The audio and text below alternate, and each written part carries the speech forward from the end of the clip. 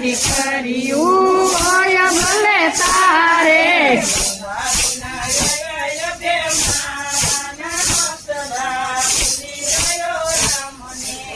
વારુના ભેમાન હસલા ભૂલી ગયો રામને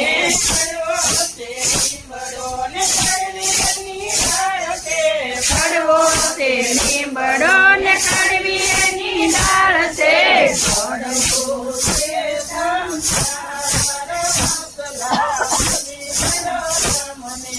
પડવો છે સંસાર હસલા ભૂલી ગયો રામને